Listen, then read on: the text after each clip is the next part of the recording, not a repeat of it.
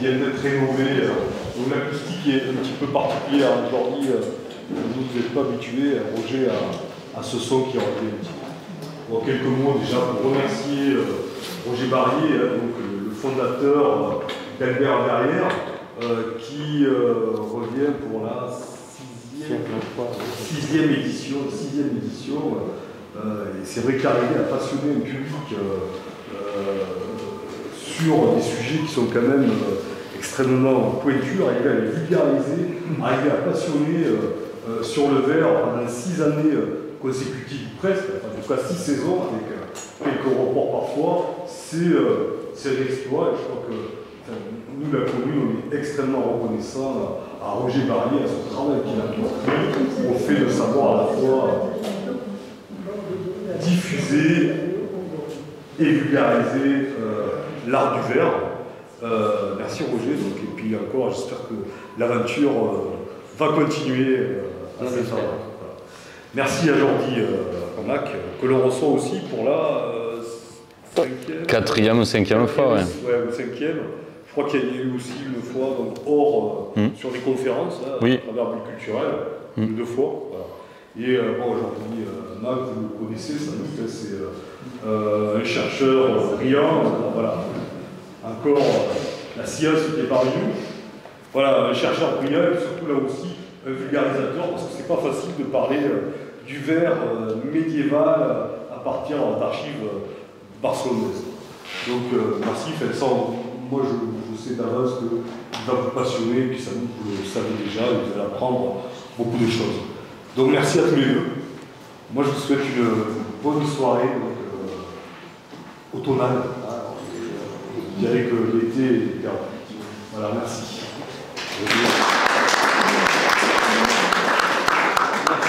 Merci monsieur le maire. Merci à la ville de Saint-André qui nous accueille depuis plusieurs années avec beaucoup de sollicitude et d'intérêt. Nous avons le plaisir d'accueillir la Société agricole, scientifique et littéraire des Pyrénées-Orientales, qui est fait partie de ces anciennes sociétés, aujourd'hui encore très vivantes, sur l'étude du fait départemental. Et je trouve que c'est, en général, ces conférences très intéressantes se font à Perpignan, et je trouve que c'est très bien d'avoir délocalisé, j'allais dire, à Saint-André, ce sujet, puisque nous sommes en territoire verrier. La première étude qu'il y a eu sur le verre au Moyen-Âge, c'était celle d'Allard en 1873, et elle a été publiée dans le bulletin de la Société agricole littéraire scientifique des Pyrénées-Orientales. Donc, ça a été un moment important. Par la suite, il aura fallu attendre 2006 pour avoir un ouvrage qui va un petit peu plus loin grâce à Martine Camillade et à Denis Fontaine que je viens de voir arriver ici. Et puis aujourd'hui, Jordi Mac poursuit un petit peu plus loin ses investigations, notamment sur le Moyen-Âge. Il va nous en parler. Ce sont des trouvailles tout à fait récentes, des perspectives nouvelles, et je trouve cela extrêmement passionnant. Il y a deux domaines qui sont considérés par l'histoire de la production verrière. D'une part, ce sont les territoires. Les territoires parce qu'il y a les ressources, les hommes, mais que les territoires sont également les lieux de passage, de commercialisation et de circulation des verriers. Le deuxième domaine qui concerne la production verrière, c'est toute l'anthropologie du travail, c'est-à-dire les techniques et l'apprivoisement des formes dans lesquelles on va faire, que l'on va utiliser pour faire de la gobeletterie, pour faire des verres, etc. Et Jordi va en parler. Je termine en disant que Jordi aujourd'hui est quelqu'un de référence dans le domaine de l'histoire du verre. Les universités lui font confiance, notamment le CNRS qui lui confie des contrats et il est aujourd'hui en cours de développement de sa thèse que nous espérons dans les années qui viennent rapidement. Merci. Je donne la parole à la représentante de la Société agricole, littéraire et scientifique des Pyrénées-Orientales. Voilà. Merci d'être venus nombreux ici. Et la SASL est toujours très content de pouvoir à la fois donner des conférences à Perpignan et autour de Perpignan. Ça donne une image variée et très intéressante pour nous. On est très content d'être à Saint-André, que le maire ait parlé et que M. Roger aussi ait parlé. Donc, c'est simplement pour vous dire merci et que la prochaine conférence sera à Perpignan, le hall Guy Mallet, avec un doctorant qui va présenter ses recherches sur les matériaux dans la Goye. Vous voyez la diversité. C'est le 27 septembre à 18 h.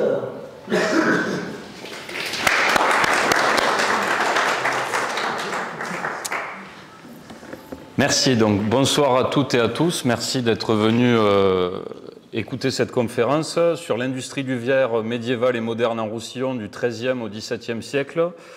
Évidemment, en 1h30, ça sera, ou 1h et quart, ça sera compliqué de tout vous dire. Donc, j'ai choisi des moments, des thématiques particulières. Évidemment, je répondrai aux questions s'il y en a à la fin. Donc, je remercie particulièrement l'association Albert Verrières qui porte mon travail depuis des années. C'est pour ça que je vous ai mis le lien vers le site internet dans lequel vous avez pas mal de documentation sur le verre et notamment local. La SASL évidemment, mais j'y reviendrai particulièrement dans la conférence pour les raisons historiographiques qu'a évoqué Roger, puisque ce sont là les origines aussi de mon travail. Moi, je suis archéologue spécialiste du verre, médiéval et moderne, et doctorant en histoire médiévale. Donc, je mobilise des types de sources différentes, de l'archéologie, de l'histoire, j'y reviendrai.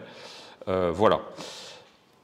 Alors, avant toute cette chose, étant donné que je ne suis pas certain que tout le monde était à l'atelier, et parce que les choses répétées permettent aussi de mieux comprendre les choses, je vous ai fait un petit tankard au début sur la chaîne opératoire et les matières premières du verre. Donc ça va être très rapide. J'ai pris un dessin qui est assez connu dans le monde du verre, les voyages de Sir John Mandeville, et un dessin de four de verrier du XVe siècle dans les mondes germaniques, qui permet un peu d'expliquer comment on travaille au Moyen-Âge. Alors évidemment, ce que je vais vous dire là, c'est valable à partir du XIIIe-XIVe siècle dans le monde méditerranéen. Donc l'illustration est germanique, mais moi je vous parle à travers ça de ce qu'on trouve par ici. Donc la première chose, c'est qu'il faut du bois comme combustible, hein, et pas du charbon de bois, du bois sec, ou du bois vert, ça dépend, enfin il y a différentes manières d'utiliser le bois. Ensuite, on va avoir aussi besoin de terres spécifiques pour faire les creusets, qui sont les pots dans lesquels on fait fondre le verre. À l'atelier de François Briard, tout à l'heure, vous avez vu, ce sont des fours à bassin.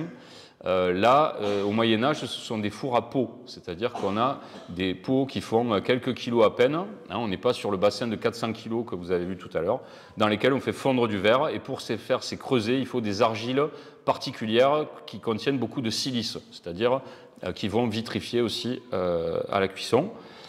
On a besoin d'un mélange vitrifiable qu'on va préparer en amont avant de les mettre dans les pots. Donc ce mélange vitrifiable, évidemment, ce sont des proportions théoriques, hein, il y a plein de manières de faire.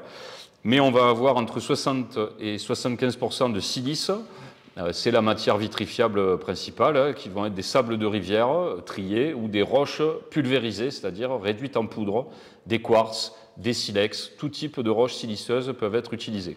Avec l'avantage, dès qu'on mobilise des roches, l'avantage d'avoir moins d'impuretés que dans les sables de rivière. Dans les sables de rivière, vous avez aussi plein d'oxydes métalliques qui vont se mélanger et qui vont faire des couleurs dans le verre, alors que si on veut du verre parfaitement incolore, on prend un bloc de quartz blanc pur et on fait du beau verre incolore. Voilà. Ensuite, on va rajouter des fondants qui vont permettre de baisser la température de fusion de la silice.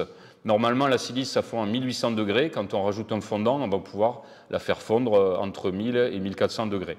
Donc ces fondants, à l'époque où on parle, ils constituent 15 à 20% du mélange et ce sont des cendres de plantes de bord de mer. On appelle ça des plantes halophytes parce qu'elles aiment les bords d'étangs, etc. Ce sont les salicornes ou les soudes qu'on peut aussi manger en salade. Et c'est très bon. Avec un petit goût salé, ce qui explique la soude qui est contenue, le chlorure de sodium qui est dedans.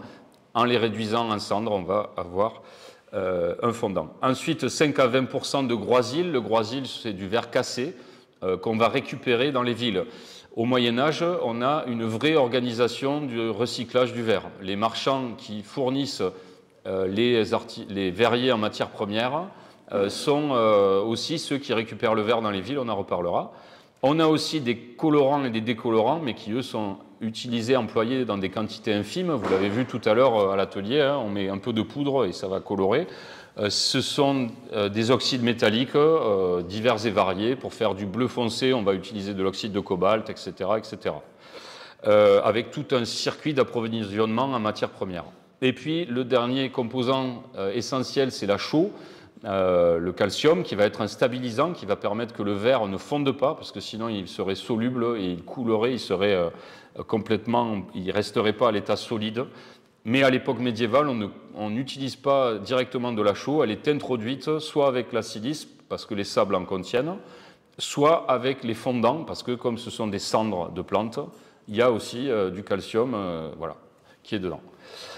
La chaîne opératoire, pour l'époque qui nous intéresse, c'est la région qui nous intéresse, parce qu'en Italie, ça serait différente. Mais ici, dans le sud de la France, entre le XIIIe et le XVIIe siècle, on est majoritairement, parce qu'il y a toujours des exceptions, sur ce qu'on appelle des ateliers complets, dans lesquels toute la chaîne opératoire est maîtrisée du début à la fin. C'est-à-dire qu'on va préparer les matières dans l'atelier, donc on va aussi maîtriser les réseaux d'approvisionnement, on y reviendra. On va dans le four qui est divisé en différentes chambres. Alors, à l'atelier de François, c'est 2 fours différents, mais à l'époque médiévale et moderne, en général, ça peut être dans un même four avec plusieurs chambres ou dans différents fours. Là, vous avez l'exemple avec un seul four dans lequel vous avez la chambre de fusion, dans laquelle on met le pot à chauffer, avec un foyer qui est en partie basse, donc avec 2 niveaux. Entre les deux, vous avez une cloison d'argile percée qui permet à la chaleur de monter dans la chambre de fusion pour réchauffer les pots dans lesquels le verre va fondre. Alors, plusieurs étapes dans cette fusion du verre. La première, c'est le frittage. On produit un verre à 800 degrés, 1000 degrés qui n'est pas encore complètement homogène. On parle de frite parce que ça s'agglomère, ça commence à fusionner, mais ce n'est pas encore une matière utilisable pour faire une pièce. Ensuite, on va affiner en montant la température dans le four jusqu'à 1400 degrés, 1500 degrés.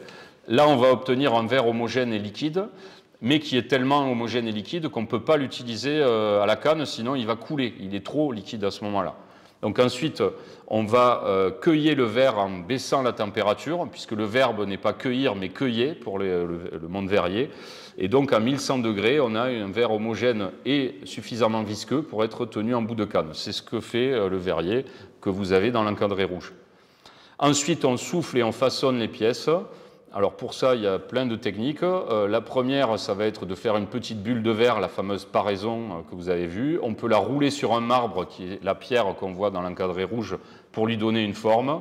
Et ensuite, soit la souffler dans un moule, soit la décorer avec des apports de verre à chaud, etc., etc. Et puis à la fin, la recuisson qui se fait dans une autre chambre du même four, dans ce cas-là, et souvent au Moyen-Âge, dans laquelle les verres sont ramenés progressivement à température ambiante, puisque sinon ils claquent, c'est-à-dire qu'ils casseraient avec une baisse de température trop brutale. Cette opération de recuisson se fait dans l'arche à recuire qui utilise, dans ce cas-là, sur ce four-là, la chaleur du même foyer, mais évidemment un peu en bout, c'est-à-dire que ça monte moins en température, donc on a une température qui va redescendre progressivement. Voilà. Les pièces vont y passer de plusieurs heures à plusieurs jours, et ensuite vient le temps de les trier, c'est ce que vous voyez derrière, il y a toujours on vérifie la qualité des pièces, avant de les expédier en les conditionnant, parce que le travail des ateliers, c'est aussi de conditionner les verres. En bas à gauche, oui, aussi pour vous, vous avez un pot dans lequel on a rangé des pièces dans de la paille potentiellement. On peut les transporter dans des paniers sur des dos de mule, mais il y a tout un travail spécifique de conditionnement. Voilà. Alors, voilà, juste pour que vous voyez donc les deux chambres, hein, chambre de fusion, arche à recuire. Parfois, l'arche à recuire, elle peut être aussi au-dessus de la chambre de fusion ou dans un four séparé avec un foyer indépendant. Juste une dernière chose, c'est vrai que je ne l'ai pas dit, les fours à l'époque médiévale et moderne sont allumés au début de la campagne et jamais éteints jusqu'à la fin de la campagne qui peut durer de 6 à 10 mois. Voilà. Alors, ma région d'études, évidemment, c'est le département des Pyrénées-Orientales, en tout cas ma région d'études principale. Il se passe quelques petites choses qu'il est bon de rappeler avant de parler de verre, c'est qu'il y a sur le Canigou et la Cerdagne une production massive de fer qui a été bien étudiée par mes collègues Gaspard Pagès, Catherine Vernat et avec Denis Fontaine, on y a largement participé et contribué. Et cette production massive de fer fait que les sources de combustible sont principalement orientées dans ces régions-là vers la production de fer. Donc la production de verre, elle s'est plutôt dans le département orientée vers les forêts de plus basse altitude, comme le massif des Alberts, où la ressource en fer, la ressource en bois, pardon, combustible, n'était pas utilisée pour une autre activité artisanale ou industrielle. Voilà. Autre chose qu'il faut noter dans le département des Pyrénées-Orientales, c'est qu'on a toute une zone d'étangs côtiers entre la Salanque et la région de Canet-Saint-Cyprien, autour de laquelle, autour de ces étangs, on peut produire de la salicorne, et c'est le cas depuis le Moyen-Âge. Voilà. Donc juste vous rappeler ces petits éléments. Mais le poumon verrier du Roussillon, c'est bien Palau-Delvidre, entre Elne et le massif des Alberts, en gros. Alors, on va commencer par une petite partie sur l'historiographie des sources, ce qui me paraît très important dans ce contexte de conférence de la SASL, et ensuite on parlera de la production et du commerce avec des exemples un peu particuliers, et des formes et fonctions des objets. Donc on va parler dans la deuxième partie plutôt de l'activité commerciale, industrielle et entrepreneuriale, et dans la troisième partie plutôt des objets. Alors, la première chose fondamentale, ça a déjà été dit, mais c'est bien de le répéter, c'est cet article de Bernard Allard, de l'ancienne industrie de la verrerie en Roussillon. Donc Bernard Allard, c'était un érudit qui a été archiviste des archives départementales des Pyrénées-Orientales à partir de 1862. C'est lui qui a classé nombre des fonds des ADPO, hein, c'est comme ça qu'on les abrège. Il a effectué un travail énorme historique et même des fois archéologique au niveau du département dans différents domaines et notamment sur le verre, mais il a publié énormément d'articles aussi sur les textes, il a publié des textes, etc. Et en 1873, donc il y a 151 ans, il fait une première synthèse sur la production verrière du Roussillon entre 1250 et 1500, donc plutôt la partie médiévale de l'histoire, à partir d'une sélection de 32 documents issus des fonds des archives des Pyrénées-Orientales. Mais 32 documents, ça peut paraître peu, mais en fait, il les avait si bien sélectionnés que c'était vraiment des sources très très intéressantes. Pourquoi il s'est intéressé au verre? Ça, c'est une question à laquelle il est difficile de répondre puisqu'il ne donne pas lui-même la réponse, mais il faut penser que l'année précédente, en 1872, il avait écrit un article dans la même revue sur les peintres du Roussillon, et on sait que les relations entre les peintres et les verriers sont fortes au niveau de l'activité du vitrail, hein, puisque vous avez souvent des peintres qui font de la peinture sur vitrail, et donc un lien entre les deux activités. Donc il est possible que d'abord, en s'intéressant aux peintres, il se soit ensuite intéressé aussi aux verriers, puisque parfois le nom de métier est le même. Vous avez des verriers qui sont en fait des peintres verriers, et non des fabricants de verre. Les sources, gros problème de cet article, qui est par ailleurs très bon et on y reviendra, c'est que les sources qu'il a utilisées ne sont pas référencées, c'est-à-dire qu'il n'a pas pris le soin de dire dans quel document, dans quel registre d'archives il avait pioché ces informations. Donc jusqu'aux années 2000, faute de pouvoir remonter à ses sources originales, on citait l'article d'Allard comme, comme la seule référence possible, puisque personne n'avait remis le nez dans ces sources. C'est notamment le cas de Daniel Foy, qui a réalisé un inventaire exhaustif pour les années 80 et la synthèse sur le verre du Midi médiéval de la France, dans les années donc, 80, la publication est de 88, qui a utilisé pour le Roussillon, évidemment, l'article d'Allard, puisqu'elle n'avait pas accès aux sources originales. Voilà. Là, je vous ai fait une carte dans laquelle on voit un petit peu alors, je ne sais pas, oui, ça va, vous voyez à peu près bien. On voit un petit peu les apports de l'article de Bernard Allard. Donc, la première des choses, c'est qu'il met enfin, je ne vais pas tout dire, mais les choses les plus importantes.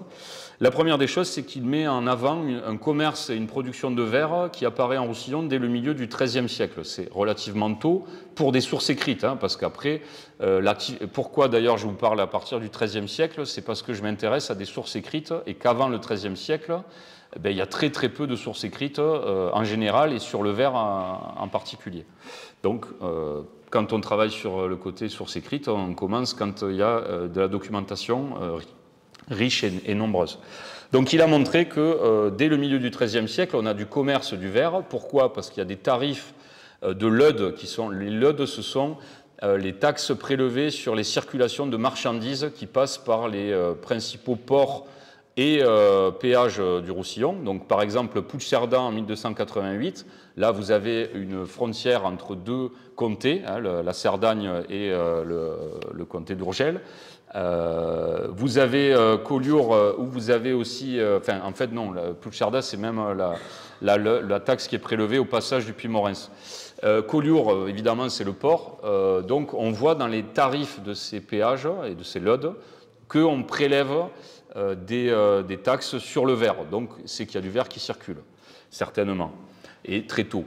Et la deuxième chose qui montre, c'est qu'à Sainte-Marie-de-la-Mer, en 1261, mais ça on y reviendra, il y a un achat de salicorne par des verriers, donc pour faire le fondant du verre. Donc déjà des verriers qui circulent dans le Roussillon, mais qui ne sont pas forcément établis là, puisqu'on n'a pas leur lieu de travail. La deuxième chose qui montre à l'art dès son premier article, c'est le rôle central de poumon verrier, moi j'ai envie de dire, de Palo del Vidre, qui ne s'appelle pas Palo del Vidre au départ, il le deviendra au XVe siècle, justement du fait de l'attractivité de ce village pour les verriers. Palo del Vidre, en catalan, ça veut dire Palo du verre, centre verrier, qui va commencer, selon Allard, en 1362 pour s'éteindre en 1540, à peu près. Voilà. Avec deux familles importantes qu'il met en avant dès cet article-là, les familles Chattard et Bonnet, hein, qui sont des familles de verriers qui se transmettent le savoir-faire de génération en génération. Et pourquoi ce succès de Palo del Vidre? Allard a déjà, à cette époque-là, des éléments de réponse. C'est le fait que le verre produit à Palo bénéficierait d'exemption de ces fameuses LUD, donc les taxes sur les marchandises circulantes. Dernière chose qu'il montre aussi dans son article, c'est l'importance des relations commerciales entre les verriers et les tendés de Perpignan, les tendés qui sont des vendeurs au détail de verre, mais aussi des fournisseurs pour les verriers de matières premières. Donc en gros, ceux qui revendent le verre au détail sont aussi à Perpignan ceux qui approvisionnent les ateliers en fondant, donc en cendres de plantes et de salicorne, et ceux qui approvisionnent aussi les ateliers en verre cassé à refondre. Voilà. Donc ça, c'est lui aussi qui commence à le montrer. Voilà. Il montre aussi l'intérêt d'un petit atelier qui est à Valbonne, dont je ne vous parlerai pas, l'abbaye de Valbonne, entre Argelès-sur-Mer et Collioure, dans le massif des Alberts, qui est un dossier qui est si riche que si on parlait de ça, on pourrait en parler que de ça. Donc je ne l'ai pas abordé aujourd'hui. Comme je vous disais, le problème d'Allard, c'était de retrouver les sources qu'il avait utilisées. Donc pour ça, il fallait passer par un document un petit peu difficile à utiliser, qui est le cartulaire manuscrit, dans lequel il a noté sur 62 volumes de 600 pages en moyenne les analyses des documents qu'il a pu faire aux archives, puisqu'il était archiviste. Donc tous les jours, il classait des documents, mais il prenait soin de noter les documents qu'il trouvait intéressants. C'est-à-dire que dedans, dans ces cartulaires manuscrits, vous n'avez pas l'inventaire de tous les documents qu'il a vus, seulement la sélection de ce qui l'a intéressé. Quand c'est très intéressant, il fait des transcriptions complètes, c'est-à-dire que l'acte est pas traduit, est transcrit, c'est-à-dire si c'est en latin, il a recopié l'acte. Si c'est moins intéressant ou qu'il n'avait pas le temps, il en fait juste une analyse, c'est-à-dire une sorte de résumé. Voilà. Mais surtout, dans ce cartulaire, il donne la référence aux sources originales, ce qui n'était pas le cas dans son article. Donc à partir de là, on peut remonter au registre d'archives du Moyen-Âge. Voilà. Le problème, c'est que 62 volumes de 600 pages, ça fait, c'est énorme. Donc, il y a des volumes d'index, un par nom de village et de lieu toponymique, et l'autre par lieu de culte. Donc, il est consultable à la médiathèque municipale de Perpignan sur une copie microfilmée. Il n'est pas consultable en original, ce cartulaire. Et aussi sur un tirage papier déposé aux archives départementales, réalisé d'après le microfilm de la médiathèque. Voilà. Et donc, entre 2003 et 2004, ça a été l'objet d'une partie de ma maîtrise réalisée à l'Université de Provence sous la direction de Daniel Foy, dont je vous ai parlé, qui est la référence dans le monde du verre médiéval. J'ai dépouillé ce cartulaire pour retrouver les sources de l'article. Donc, évidemment, qu'est-ce que j'ai fait? J'ai ouvert l'index toponymique, j'ai regardé Palo del Vidre et je suis allé chercher toutes les pages pour voir, par exemple. Voilà, c'est comme ça qu'on peut travailler. J'ai pris les références et ensuite je suis allé aux archives départementales pour réouvrir les registres originaux et trouver les documents. Alors pourquoi faire ça? Pour vérifier que Bernard Allard n'avait pas omis certaines informations, parce qu'il se trompe rarement dans ses transcriptions et ses analyses, mais par contre, comme il allait vite, parfois il avait omis des informations, et retourner aux documents originaux, ça permet d'avoir plus de choses. Et aussi, son cartulaire, il a continué à le renseigner après la publication de l'article en 1873, donc il y avait aussi des nouvelles choses. De là, dans les années 2000, je n'étais pas le seul à travailler sur le verre, ça a été dit, hein. Donc Denis Fontaine, que je salue très amicalement, qui est présent, et Martine Camiade, un peu moins, ont travaillé sur le verre du massif des Alberts au XVIe, XVIIe siècle, voilà, et sur les relations des verriers avec le marché perpignanais. Voilà. Donc un très bon ouvrage qui permet de faire la synthèse sur la période moderne qui n'avait pas été abordée par Allard, hein, je vous le rappelle, puisque lui s'arrêtait en 1500. En parallèle, des nouvelles données ont été collectées et publiées sur les régions voisines de la Catalogne et du Languedoc. Et ça a permis aussi, on va le voir, de nourrir la réflexion que je mène. En 2010, un historien de l'Empourdan, Elvis Mallorquí, a édité un beau dossier sur le four de Santa Pelaia, qui est un très vieil atelier. C'est le premier atelier en Catalogne pour lequel on a une documentation aussi complète en 1304, donc tout début 14e. En 2013-2014, j'ai inversé les chiffres. Miquel Ángel Fumanal Pagès a abordé les migrations de verriers français au sud des Pyrénées, dans la première moitié du XIVe siècle. Donc lui, il a montré l'apport des verriers languedociens, on y reviendra, à la verrerie catalane. Et en 2014, ma collègue Isabelle Comandré a soutenu sa thèse de doctorat sur l'artisanat du verre au Bas-Languedoc à l'époque moderne. Mais dans ce travail plutôt sur l'époque moderne, elle a aussi fait la mise à jour des ateliers médiévaux du Languedoc. Voilà. Donc ça fait des bonnes bases de comparaison, parce qu'on ne peut pas travailler tout seul dans sa région, il faut regarder ce qui se passe autour. Donc actuellement, moi je suis en train de faire une thèse de doctorat, j'ai commencé en novembre de l'année dernière. Si tout va bien, je finirai dans 6 ans, voilà, puisque j'ai aussi un métier à côté. Ça s'appelle « Produire et consommer le verre dans le nord de la Catalogne à la fin du Moyen-Âge » et c'est sous la direction de Catherine Vernat, qui est professeure à Paris 8, voilà, donc, et qui est spécialisée en histoire des techniques, d'où la direction qu'elle assure sur mon travail. Cette thèse, elle est fondée en partie sur des études de verre que je réalise en tant qu'archéologue spécialiste au sein de l'entreprise Opéra Vitry. Je travaille avec des opérateurs d'archéologie préventive, le service archéologique du département, la société Acter Archéologie, l'INRAP Méditerranée, voilà. Et donc différentes fouilles qui sont faites dans lesquelles on trouve du verre, le château royal de Collioure, le village de Mayol, Taxo d'Availle, voilà. Je récupère le mobilier, je l'étudie et ça nourrit mon travail de recherche. Ce travail de recherche, notamment au niveau historique, il s'inscrit dans un renouveau historiographique du champ de l'histoire des techniques qui a été peu appliqué pour le moment au domaine du verre. C'est-à-dire un renouveau historiographique et conceptuel qui considère qu'il y a des industries au Moyen-Âge et pas seulement de l'artisanat. Et on le voit pour la production de verre, c'est le cas. Hein, on a une production massive et standardisée avec des entreprises capitalistes très structurées qui financent les ateliers et aussi des circulations techniques, des verriers qui circulent d'une région à une autre, des véritables migrations professionnelles. Voilà. Donc, le cadre aussi de ma thèse, c'est de montrer, d'appliquer ces concepts à l'histoire du verre médiévale du midi de la France. Alors, les sources utilisées, je vous l'ai dit, ce sont les sources écrites. J'y reviendrai pas en détail. C'est essentiellement les fonds de Perpignan, mais aussi de Gérone et de Barcelone. Essentiellement des registres notariés, parce que c'est là qu'on a tous les contrats, notamment les contrats de société et les achats de matières premières des verriers. C'est aussi l'iconographie, on le verra. Les images nous donnent beaucoup d'informations, notamment sur l'usage des objets. Ce sont les prospections de surface et les fouilles archéologiques qui permettent d'exhumer des objets en verre, mais aussi de reconnaître les structures de production, donc les fours, par exemple, de verriers. L'étude des verres qui permet de connaître la forme des objets et donc ensuite de les dater. Et la dernière chose que je maîtrise moins, et pour ça j'ai notamment ma collègue Inès Pacta qui est là, qui maîtrise mieux cet aspect-là, sont les analyses de composition physico-chimique du verre.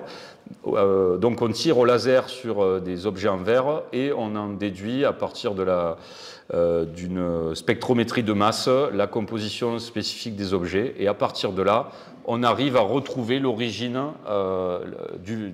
on essaye de déterminer où le verre a été produit, puisque tous les sables et les quartz utilisés par les verriers ont des traceurs chimiques spécifiques à leur région d'origine. Voilà. Donc en gros, si on connaît la composition des quartz des albères et qu'on a des verres qui produits dans les albères, on peut espérer avoir les mêmes traceurs chimiques dans le verre produit dans les albères que dans le quartz qui est dans les filons de quartz des albères. Voilà. Allez, on va commencer sur la production et le commerce du verre en Roussillon aux époques médiévales et modernes. Ne vous inquiétez pas, on ne va pas tout voir. Ce qui est important à comprendre en premier lieu, c'est qu'avant le verre en Roussillon, on a produit des cendres sodiques. Puisque le premier acte notarié qui fait part d'une activité verrière en Roussillon est en 1261, et c'est un acte qu'avait déjà signalé Bernard Allard, un achat de 15 quintaux de soude, donc ces cendres de plantes de bord de mer, fait par deux verriers d'origine inconnue, donc on ne sait pas où ils travaillent, et probablement pas en Roussillon. Par contre, cette soude, elle est achetée à un habitant de Sainte-Marie-de-la-Mer, c'est-à-dire que c'est produit en Salanque. Voilà. Donc il y a d'abord une production de soude qu'on connaît aussi par le travail de Roderick Tréton sur les salines et les lagunes du Roussillon, puisque dès le XIIIe siècle, dans la documentation écrite, on voit apparaître des parcelles agricoles qui sont qualifiées de salsures. Et les salsures, ce sont des terres dans lesquelles on cultive les salicornes, et on le sait qu'elles sont cultivées, en tout cas collectées de manière organisée, parce qu'il y a des prélèvements seigneuriaux sur la récolte. Voilà. Le seigneur prélève une partie de la récolte. S'il prélève une partie de la récolte, c'est que ça a une valeur, c'est que c'est cultivé. Voilà. C'est organisé. Ces salicornes, pour vous dire un petit peu, sont récoltées, calcinées dans des fosses et commercialisées en pierre de soude. On dit dans les textes « in lapidé ». La lapidé, c'est la pierre. Ensuite, on doit les pulvériser pour les mettre dans le mélange. Et on s'en sert de ces pierres de soude pour fabriquer du savon. Et Dieu sait que pour faire des draps, il faut laver de la laine. Donc à Perpignan, une grosse cité drapière, on avait besoin de savon. Mais aussi pour faire du verre. Autre chose qui montre cette continuité dans la production de soude, en 1321, le deuxième acte lié au Roussillon, c'est un Perpignanais qui vend de la soude à un verrier languedocien, Rostand de Borne, qui est installé à Cam-sur-l'Agly. Comme-sur-l'Agly, c'est dans les Corbières, c'est dans les Corbières audoises. Donc encore une fois, toujours pas de verrier en Roussillon, mais par contre, toujours cette production de soude pour les verriers.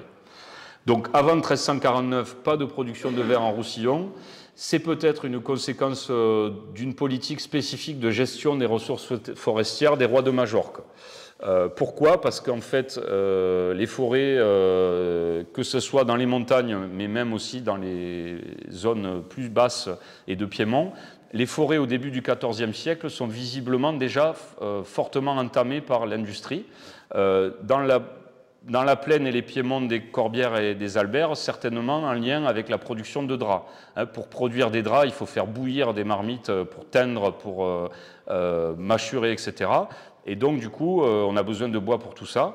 On a un arbitrage du roi de Majorque en 1296 du castrum de Périllos, donc Périllos près d'Oppoul, dans lequel les habitants de Perpignan et le seigneur de Périllos se disputent. Le roi intervient et dit, voilà, dorénavant, les habitants de Perpignan pourront utiliser le bois du château de Périllos, castrum, ça veut dire château, en payant, uniquement pour faire leur usage personnel et pour l'industrie de Perpignan, c'est-à-dire les draps. Mais par contre, le roi interdit de faire des fours à chaud, à verre, à pois et à fer. Donc il interdit de faire du verre, certainement parce que ça mange trop de bois, hein, et donc peut-être que les rois de Majorque n'étaient pas favorables à l'installation des verriers. C'est une hypothèse de travail que je poursuis. Voilà. Alors, si ça ne se passe pas là, où ça se passe à cette époque-là, c'est-à-dire avant 1349, avant le premier verrier du Roussillon? Ben, ça se passe ailleurs, et ça se passe notamment dans une nouvelle ère de production qui se développe à partir de 1303, ça c'est le fameux travail d'Elvis Mariorchi dont je vous ai parlé tout à l'heure, où on a 4 fours à verre qui s'installent entre l'Empourdan et le Géronais, c'est-à-dire les fours à verre de Requesens, de Sainte-Pelaye, de Sainte-Marie, de Bellac-d'Aro et de Sainte-Sévria de Fouillerosus. Donc on est au sud des Alberts. Et cette ère de production, elle est initiée par des migrations de verriers languedociens. On a 22 verriers qui sont connus dans cette période 1303-1349 dans cette région. Sur ces 22 verriers, 15 sont languedociens, donc ils viennent d'un triangle entre Toulouse, les Corbières et le Lot-des-Voies. Voilà, hein, vous voyez les petits points rouges, ce sont leurs régions d'origine, leur localité d'origine. Donc il y en a qui viennent de la Montagne Noire, qui est en plein milieu du triangle, et qui est une grosse zone de production verrière dès la fin du XIIIe siècle. Donc ça ne veut pas dire que les 7 autres sont locaux, hein. Il y en a, puisque je vous dis 22, 15 languedociens. Il y en a d'autres, on ne sait pas d'où ils viennent. Il y en a un qui vient d'Angers, donc encore plus au nord, et il y en a un qui vient de Mourvèdre, donc c'est-à-dire Sagonte, dans la région de Valentia. Voilà. Et les autres, on ne sait pas, mais peut-être ils ne sont pas du tout non plus du secteur. Il n'y en a qu'un qui est de Sorède, mais j'y reviendrai. Ces migrations, on peut dire vraiment professionnelles, sont organisées déjà au sein de familles verrières languedociennes, c'est-à-dire que vous avez plusieurs représentants de la même famille qui sont attestés. On a 2 de Borne, par exemple, on a Gaouté et Rostand de Borne, on a 4 Roger, Maître Roger, Bernat Roger, Ramon Roger, Guillaume Roger, qui viennent tous du Languedoc. On a déjà le premier Chattard, qui n'est pas malheureusement un Roussillonnais, mais qui travaille à Camps-sur-Lagly et qui vient ensuite travailler dans l'Empourdan. Et on a des Cabrés qui viennent aussi du Lot-des-Voies, qui viennent s'installer en Catalogne plus au sud. Dès cette époque, les verres sont commercialisés sur les marchés urbains locaux par des revendeurs spécialisés. Alors ce ne sont pas tous des tendés, on y reviendra, mais ce sont des gens qui revendent le verre au détail. Et ça c'est important parce qu'il faut avoir l'idée que cette industrie du verre qui s'implante, elle peut exporter des productions, hein, elle peut en exporter ailleurs, mais essentiellement la production elle est destinée au marché local, c'est-à-dire qu'on a des accords entre les verriers et les marchands, les revendeurs de verre installés dans les villes, qui vraiment écoulent la production des ateliers dans les villes voisines. C'est pour ça que les ateliers ne sont jamais très loin des villes, parce qu'en fait, le verre, c'est fragile, donc il faut limiter aussi le déplacement pour éviter la casse. Voilà. Donc le seul qui est un peu loin d'une ville, c'est Sainte-Sévria de Fouilleroz, ou ce que vous avez au sud, mais c'est à dessein, il est en pile au milieu entre Gérone et Barcelone, donc il peut approvisionner les deux. Voilà. Alors pour le Roussillon, qu'est-ce qui se passe? À partir de 1328, on a un frémissement puisqu'on a Père Gouache, qui est originaire de Sorède, qui est engagé par Maître Roger comme verrier peu qualifié ou apprenti au four à verre de Sainte-Marie de Bellac-d'Aro en Bas-Champourda, donc de l'autre côté des Pyrénées. Alors, comment on sait qu'il est ouvrier peu qualifié ou apprenti? Tout simplement parce qu'il est peu payé. Son contrat nous dit qu'il est essentiellement payé en nature, les vêtements, la nourriture, et il a un petit salaire, donc c'est certainement pas un maître verrier comme ses collègues. Voilà. Alors, on pourrait se dire, tiens, ça veut dire qu'il vient d'une région où il y a déjà une activité verrière, le Roussillon. Peut-être, mais il faut penser qu'à ce moment-là, la seigneurie de Sorède a un statut particulier. Elle a beau faire partie du royaume de Majorque, c'est une possession du comte d'Empúries. Et donc, à ce titre-là, elle n'est pas complètement intégrée dans la politique des rois de Majorque de préservation des forêts. Donc, pourquoi pas un atelier à Sorède avant la chute des royaumes de Majorque, mais lié à un contexte particulier, puisque, contrairement au roi de Majorque, le comte d'Ampurice, lui, on le sait, est impliqué directement dans l'installation des verriers dans son comté. Voilà. Enfin, on le sait indirectement, mais on a de bonnes raisons de le penser.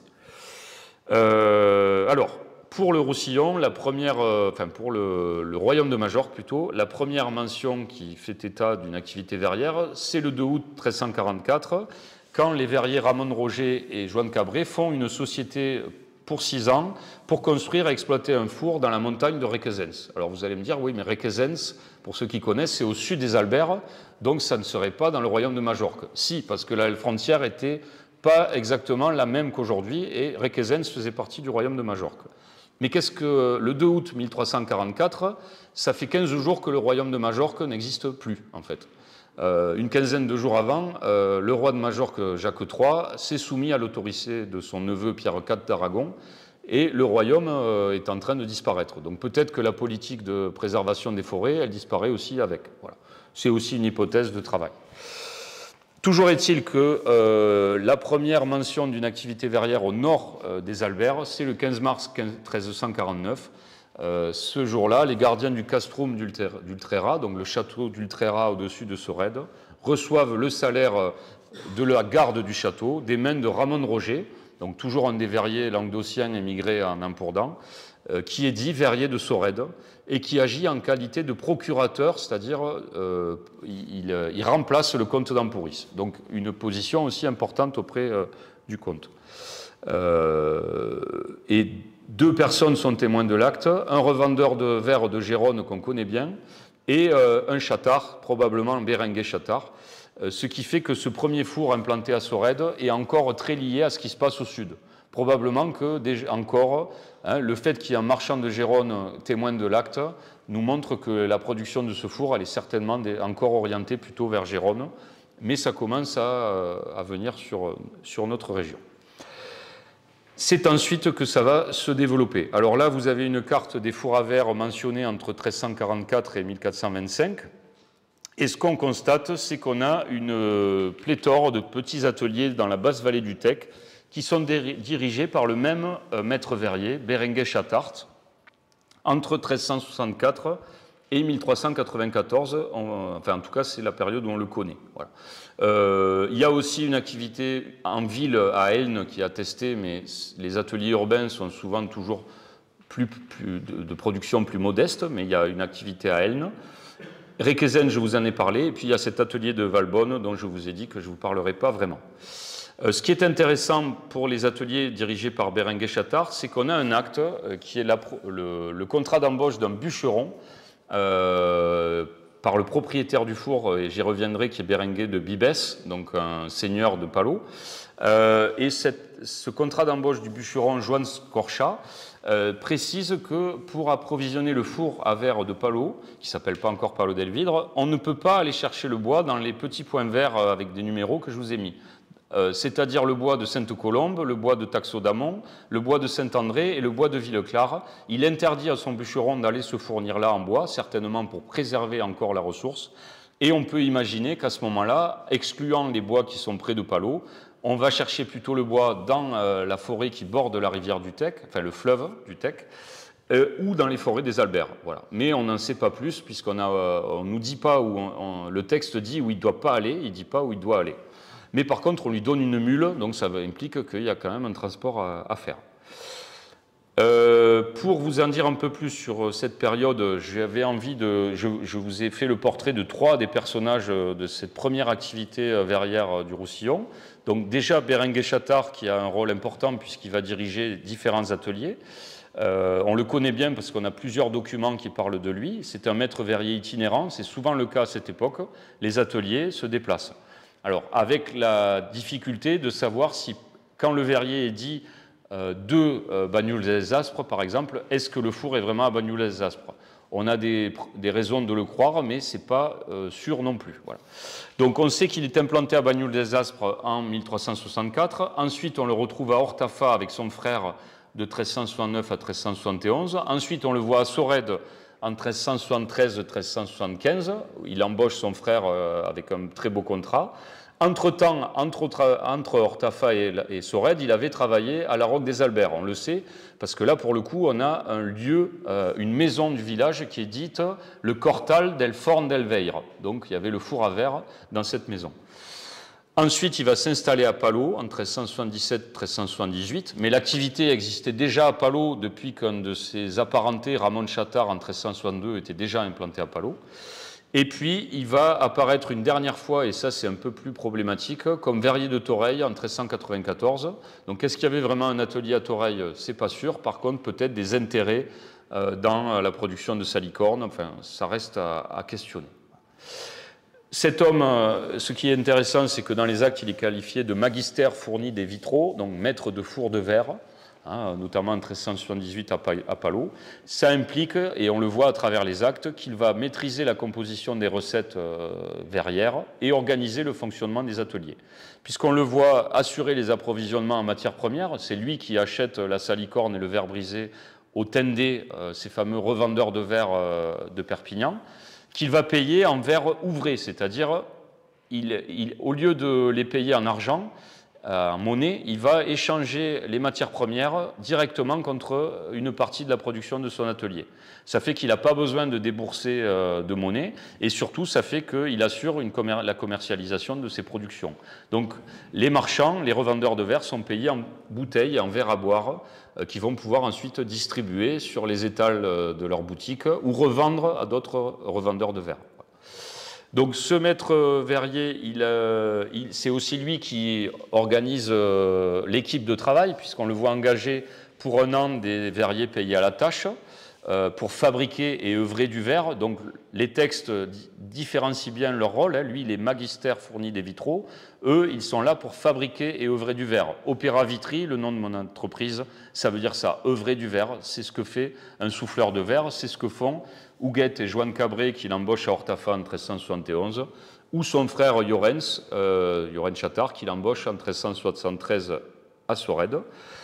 Évidemment, il y a des clauses de garantie qui permettent, en cas de jour chômé, d'indemniser celui qui est lésé. Si le four est arrêté, la production est arrêtée parce que le maître verrier, c'est-à-dire Berenguer, n'a pas fourni les matières aux verriers pour travailler, il devra leur payer la journée de travail, même s'ils n'ont pas travaillé.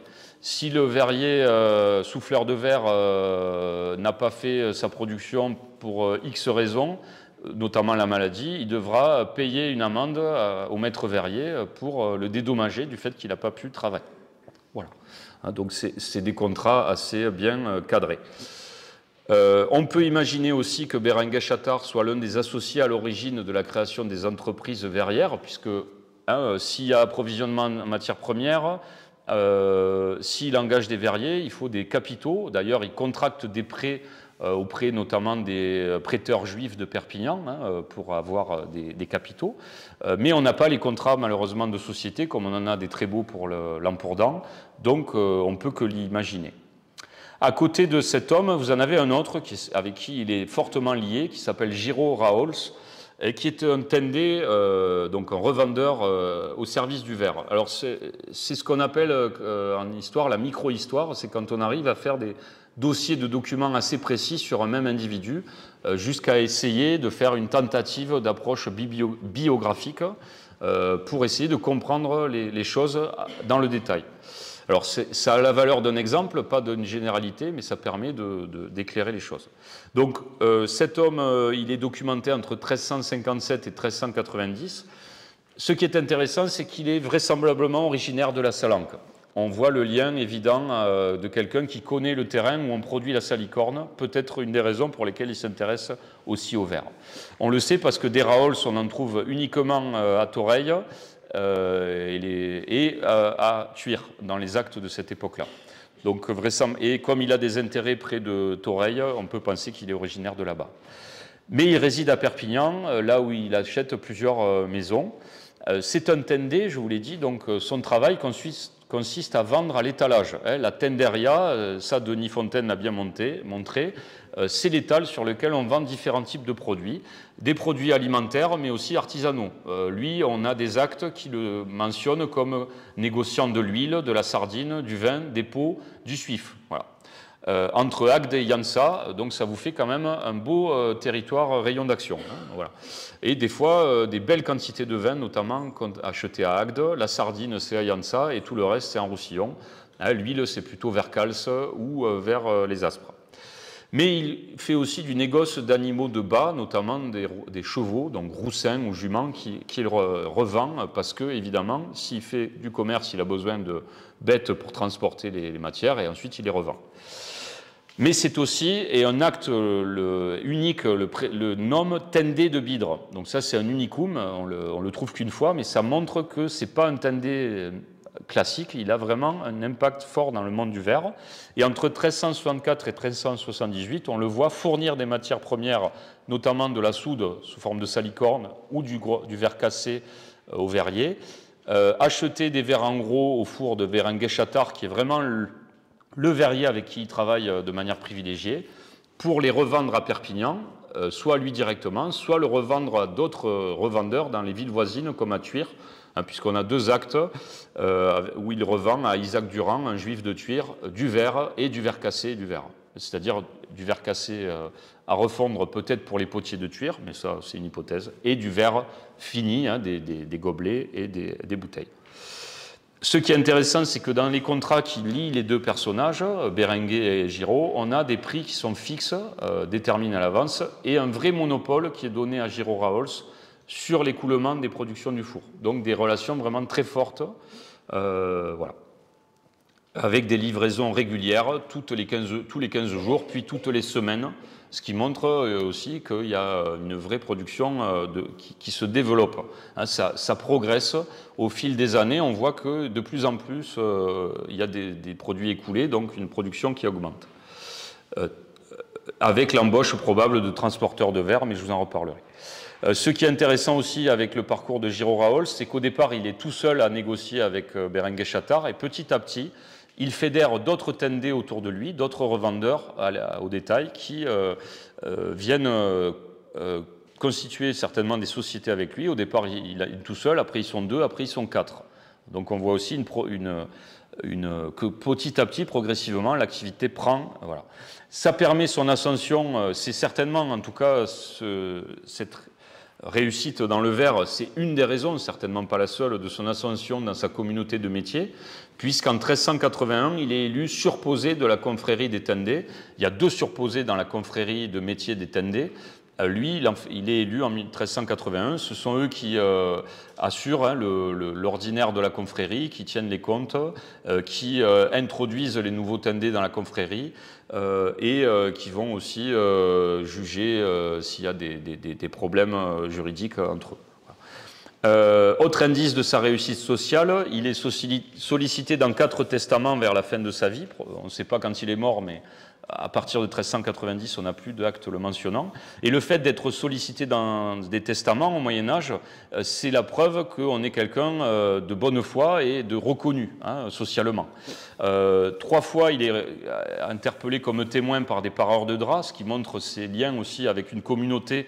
Les pareurs de draps qui à Perpignan a vraiment de l'importance, hein, l'industrie drapière à Perpignan, c'est l'industrie numéro 1 de la ville, mais il est aussi à la fin de sa vie sollicité comme manumisseur, c'est-à-dire exécuteur testamentaire d'un tendé, donc au sein même de sa communauté. Hein, on a vu qu'il avait pris une place importante. Voilà.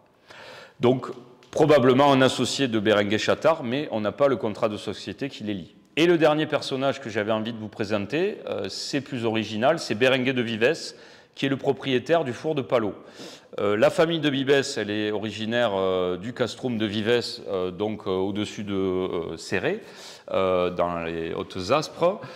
C'est une famille, la famille de Vives, de petite noblesse, qui est bien installée dans la région d'Elne. On en trouve à Alenia, à la Tour-Baselne et à Palot. Et Berenguer de Vives apparaît comme donzei, donc ça veut dire damoiseau, on pourrait dire en français, hein, petit seigneur, petit noble, entre 1380 et 1412. Mais c'est un seigneur qui ne se contente pas de gérer des domaines. Pour autant, on sait qu'il en a. On a des actes où on voit qu'il a des terres et qu'il y a des gens qui travaillent les terres pour lui.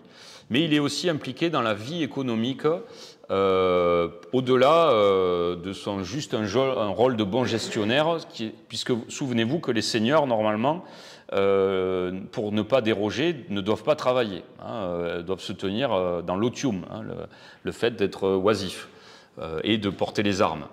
Mais lui, il a un impact un peu plus conséquent dans la vie économique. Il va affermer le moulin à farine de Brouillat en 1385, c'est-à-dire le louer à l'abbé de Saint-Génis. Et il est donc propriétaire d'un four à verre de Palot, dont il va organiser lui-même le fonctionnement. Il ne va pas déléguer ça à quelqu'un d'autre, puisqu'on le voit le 8 février 1388 se rendre à Castelló d'Empúries, donc de l'autre côté des Albères, pour aller embaucher un verrier de Barcelone, Julià Père, pour 2 ans, pour œuvrer au four de Palot. Il va aussi embaucher le fameux bûcheron Joan Scorcha, dont je vous ai parlé, pour approvisionner le four à verre de Palot et aussi sa maison. Voilà. Il lui fournit une mule pour qu'il puisse faire son travail et il va lui verser un salaire mensuel pendant 1 an. Aussi, il va transmettre ce four à verre à sa descendance. Alors, on n'a pas de traces directement de son fils, en tout cas des années qui suivent sa mort. Mais en 1439 à 1456, on voit Ramon de Vives, qui est certainement son petit-fils peut-être, ou peut-être son fils, hein, qui est donzelle et capitaine du lieu de Palot, qui gère de nouveau le four à verre. On y reviendra un petit peu. Par contre, on n'a pas de lien entre lui et les 2 autres dont je vous ai parlé. Hein. Pour autant, vu que Berenguer Chattard est venu travailler à Palot, on peut imaginer que Berenguer Chattard, Giraud Raols, Berenguer de Vives ont eu des relations professionnelles, voire une société en commun, mais pour le moment, le contrat reste à trouver. Voilà. Alors, je regarde où j'en suis. Bon, ça va. Ensuite, on va aller... Donc là, c'était la première période, hein, vous avez compris, les origines, le développement. Et là, on arrive sur la période de maturité entre 1426 et 1534, où on a une concentration des fours à verre à Palot d'Elvidre. C'est-à-dire, plus question de toute cette essaim de petits fours à verre dans la basse vallée du Tech. Ça se concentre à Palot et uniquement à Palot, si ce n'est des activités urbaines toujours documentées à Elne et à Perpignan, mais sur des périodes certainement courtes et des productions peut-être un peu moindres. Voilà. Donc à Palot, c'est là que Palot devient Palot d'Elvidre en 1441 à peu près. Dans les textes, on voit le changement de nom, hein, de Palacio, on arrive à Palacio Vitry, donc Palot d'Elvidre. Les liens avec les Tenders de Perpignan se poursuivent, avec d'autres personnes évidemment. Giraud Raols n'a pas de postérité, donc voilà. Par contre, les Chattards continuent de produire à Palot de manière continue. On a 6 verriers dans cette période-là qui sont connus. Un qui est verrier d'Elne, et on a aussi un Chattard qui va être forgeron à Perpignan. Les liens entre les forgerons et les verriers sont assez forts, notamment, vous l'avez vu à l'atelier de François, par le fait que la plupart des outils des verriers sont en fer. Donc peut-être hein, qu'on en a un qui a développé une autre activité. Ces Chattards vont essaimer au sud des Pyrénées, dans le diocèse de Gérone, s'ils n'y étaient pas restés depuis l'origine, mais ça, je n'ai pas encore les traces. Et surtout, ils vont aller jusque dans l'île de Majorque. On a 2 verriers de la famille Chattard qui sont à Palma de Majorque entre 1459 et 1500. Donc vraiment, on voit que ces migrations professionnelles continuent et vont irriguer d'autres bassins qui sont en train de se développer. Voilà. À cette époque aussi, 1426-1534, on a l'apparition de la famille Bonnet. Alors il y a évidemment d'autres familles, mais là je vous donne les grandes familles. La famille Bonnet qui va donner 5 verriers de Palot à partir de 1448, dont on peut penser qu'elle est originaire de Barcelone. Voilà. Ce sont peut-être des verriers barcelonais puisque au XVe siècle, à Barcelone, c'est déjà bien développé. Quand on dit Barcelone, évidemment, on pense à la ville, mais en fait, les ateliers sont plutôt dans la périphérie de Barcelone, dans le Vallès, hein, dans les collines qui bordent la ville. Parce que toujours pareil, en ville, c'est compliqué de faire un four à verre pour les raisons d'incendie qu'on imagine. Alors, ces ateliers de Palau Delvidre, comment on peut les documenter, les renseigner au niveau archéologique? Alors, j'ai fait une tentative lors de ma maîtrise qui était de relever les éléments de briques ou de pierres surcuits ou vitrifiés dans les façades du village. Donc, je me suis promené avec mon petit carnet et pour les façades, évidemment, qui n'étaient pas crépies, malheureusement, il y en a plus de crépis que de pas crépis, j'ai relevé le nombre de briques qui étaient surcuites et le nombre de briques qui étaient carrément vitrifiées, c'est-à-dire avec un dépôt de verre fondu à la surface. Et on se rend compte, en faisant ce travail, qu'à une centaine de mètres au nord-est du Fort Alicium, c'est-à-dire la forteresse que vous avez en vert, en vert, ce que vous avez, c'est le tracé du castrum, du château templier puis hospitalier, l'enceinte muraillée de Palau. Et à l'extérieur de cette enceinte, à l'emplacement de la mairie actuelle, il y a une concentration d'éléments vitrifiés. Il y en a une dizaine, alors qu'ailleurs, c'est plus étalé, éclaté. Et c'est là, en fait, quand on fait le lien avec les sources orales, on sait que dans les années 70, pour construire la mairie, un four a été détruit et c'était certainement un four à verre qui se trouvait là. Malheureusement, on n'a que des éléments de construction qui sont dans les murs et puis depuis peu, Roger m'en a aussi fait passer que j'ai pu manipuler, mais on n'a que des éléments de construction, on n'a pas de pièces de verre qu'on peut dater. Voilà. On a un autre atelier à Palau qui était implanté entre Palau et Saint-André dans des terres aujourd'hui agricoles sur lesquelles on a découvert des indices de production, donc c'est-à-dire des objets cassés, mais aussi des traces. Chaque opération de fabrication du verre laisse des indices, des déchets de fabrication qu'on a trouvés en surface. Voilà. Donc on sait qu'il y avait au moins 2 ateliers à Palau, si ce n'est plus. Alors, pourquoi Palau Delvidre, les ateliers se sont concentrés là? L'hypothèse de Allard, c'était que le verre produit à Palau bénéficiait de franchises de l'EUD, donc ces fameuses taxes sur la circulation des marchandises. Mais pourquoi? Parce que Palau est une seigneurie de l'hôpital de Saint-Jean de Jérusalem, et donc l'hôpital de Saint-Jean de Jérusalem a bénéficié des rois d'Aragon d'une exemption de taxes. Voilà. Et donc, les habitants de Palau, comme ils sont vassaux, ils dépendent de l'hôpital, ils sont eux aussi, du moment qu'ils ne sont pas nobles, exemptés de ces taxes. On a un registre de procédure qu'avait mis en lumière Bernard Allard, qui est très intéressant, qui montre l'enjeu de ces franchises de taxes, qui est daté des années 1442-1444.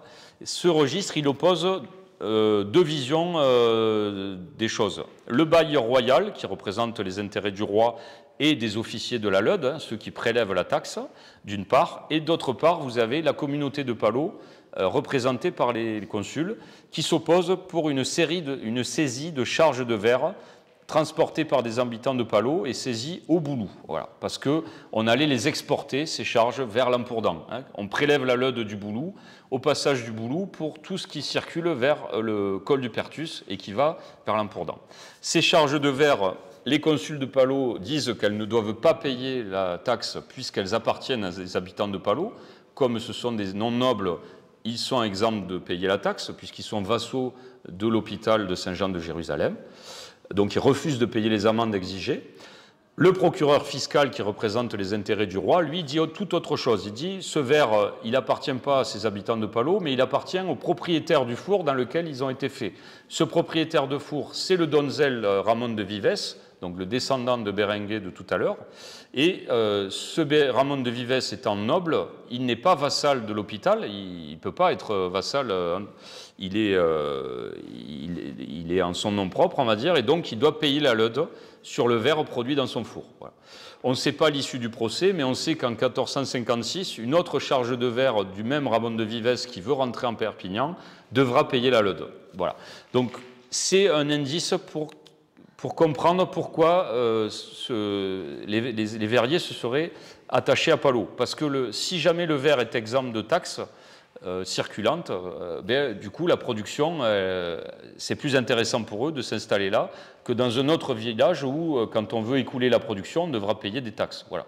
Hein, c'est tout simple, on connaît ça encore aujourd'hui. Hein, voilà. Ça s'appelle de la délocalisation. Bon, mais à l'époque, on est à Palau Delvidre. Voilà. Mais quand même avec tout un jeu, vous voyez, à qui appartient le verre. Autre chose qui peut expliquer le succès de Palau del Vidre, c'est le rôle aussi de la famille de Vives. Parce que des gens qui sont propriétaires de fours, qui engagent des verriers, des bûcherons, qui s'impliquent aussi fortement aussi dans le commerce du verre, ils ont un rôle certainement attracteur pour des verriers qui ont envie d'avoir des gens avec qui travailler, de confiance dans la durée et qui ont aussi éventuellement des capitaux. Parce que la fortune des deux Vives, on le voit à travers les dots qu'ils donnent à leurs filles à travers du temps, elle augmente voilà, avec le temps. Donc peut-être que c'est aussi un élément lié à leur lien avec le verre. Mais ce sont là encore des hypothèses à confirmer. Alors, ces marchés du verre à la fin, au Moyen-Âge, là pour le coup c'est synthétique des deux périodes, où se trouve-t-il en Roussillon? D'abord, pour ça, on interroge des sources fiscales que sont les registres de paiement de la LEUD, c'est-à-dire quand on voit qu'est-ce qui a été payé avec les charges de verre qui circulent et où c'est qu'elles allaient. Et les contrats aussi des verriers. Et on se rend compte que le verre produit dans la zone verte, là, tous ces ateliers qui se concentrent ensuite à Palau, le verre est destiné principalement à Perpignan, mais aussi à l'Emporda, puisqu'on a ce texte du procès de la LEUD du Boulou, on sait que le verre allait vers là-bas. Donc on a du commerce vers Perpignan et ensuite par Rebond-Vertuire, on a aussi du commerce à l'Emporda, mais on a aussi du commerce par mer, donc qui est certainement de moindre ampleur, hein, c'est des quantités moindres, puisque ce n'est pas grand-chose. Hein. Entre juillet 1385 et août 1386, on voit que depuis le port de Collioure, 8 caisses de verre sont envoyées vers le port d'Aigues-Mortes, donc du commerce vers la France. On a aussi une caisse chargée à Canet et du verre chargé à Collioure qui sont envoyés à Barcelone. Donc on a aussi de l'exportation de verre produit en Roussillon, et ça c'est très intéressant puisqu'on voit que ce n'est pas uniquement non plus un marché local, même si principalement c'est destiné au marché d'Elne et de Perpignan et des villes secondaires du Roussillon. Autre chose que permettent de voir ces registres, c'est qu'on a des transporteurs de verre spécialisés. Dans les paiements effectués pour du verre pour la LEUD de Perpignan, quand le verre rentre à Perpignan, on voit plusieurs fois dans la même année les mêmes personnes passer avec du verre. Et elles ne transportent que du verre. Alors que les autres personnes qu'on voit passer dans ces registres transportent plein de choses différentes. Eux, ils sont spécialisés dans le verre, encore une fois, parce que c'est un matériau fragile et qu'il faut avoir un savoir-faire spécifique pour le transporter. Dernière phase, c'est la phase moderne, sur laquelle je dirais moins de choses, mais qui est tout aussi intéressante et sur laquelle Denis Fontaine a beaucoup travaillé. Entre 1534 et 1700, qu'est-ce qui se passe? D'abord, l'arrêt brutal de l'activité à Palau del Vidre. À partir de 1520-1530, on n'a plus vraiment de traces de four à verre à Palau del Vidre et un développement, à contrario, de la production dans le massif des Alberts, sur les territoires de Montesquieu, Villelongue-d'Elmont, la Roque des Alberts et Sorède, sous l'impulsion des familles issues de Palau, notamment la famille Bonnette, et des seigneurs locaux qui certainement les font venir pour exploiter leur forêt de manière intéressante. On voit de nouvelles lignées apparaître, hein, chaque période, les châtards disparaissent, on les retrouve ensuite certains en Haut-Val-Espire où ils deviennent des pagesses, des paysans, voilà, des grandes familles de paysans. Mais par contre, on a les Sobrepaires et les Doutres qui apparaissent comme des nouvelles lignées de verriers des Alberts. À cette époque-là, le rôle majeur des Tendés est toujours prégnant. Hein, ils fournissent toujours la matière des verriers et commercialisent leurs verres. Ça, Denis l'a bien montré également. Donc, je ne vous l'ai pas dit, mais en gros, il y a une douzaine d'ateliers à cette période, dont la plupart sont dans le massif des Alberts, avec des ateliers à Perpignan et à Elne, mais là encore, comme d'habitude, certainement de petites dimensions. Et un essai d'atelier à Vives, hein, c'est le petit triangle que vous voyez entre Céré et ici et le Boulou, mais qui n'a pas dû avoir une grande durée de vie. Hein, voilà. Alors, quelques éléments que nous permettent les textes de l'époque moderne par rapport à ceux du Moyen-Âge, qui sont intéressants, c'est les stratégies que mettent en place les verriers pour organiser la production et les reventes, et notamment s'organiser entre eux. Par exemple, on a un très beau texte qu'a montré Denis sur la concorde entre les maîtres verriers du Villard, donc le Villard c'est à Ville-Longue-d'Elmont, et le Plagnol à la Roque des Alberts, 2 ateliers où on a l'oncle Michel Bonnette et le neveu Hieronyme Bonnette qui s'entendent dans ce texte pour exploiter leur four à verre consécutivement et non simultanément. C'est-à-dire qu'ils se disent, plutôt que de faire fonctionner les 2 fours en même temps et de se faire de la concurrence, on va en faire fonctionner un, et puis ensuite, moi, je vais te remplacer à ce four et j'éteindrai le mien. Voilà. Donc, en gros, comment ça se passe? Pendant 2 ans, Michel Bonnette va exploiter la verrerie du Villard, et pendant ce temps, Hieronyme, son neveu, s'engage à ne pas travailler ni au Plagnol ni ailleurs. Donc en gros, Hieronyme vend même à son oncle toutes les matières dont il dispose. Donc il lui donne vraiment un monopole sur la production pendant 2 ans. Et les 2 ans qui suivent, c'est le contraire. Ils font l'inverse. Michel donne à son neveu l'exploitation de la verrerie du Villard. Donc il faut penser qu'à ce moment-là, Hieronyme Bonnette, il loue la verrerie du Plagnol. Mais pendant ces 4 années, cette verrerie, elle est louée pour ne pas travailler. Voilà. Hein, et pendant ces 4 ans, il travaille successivement au Villard, à raison de 2 années chacun.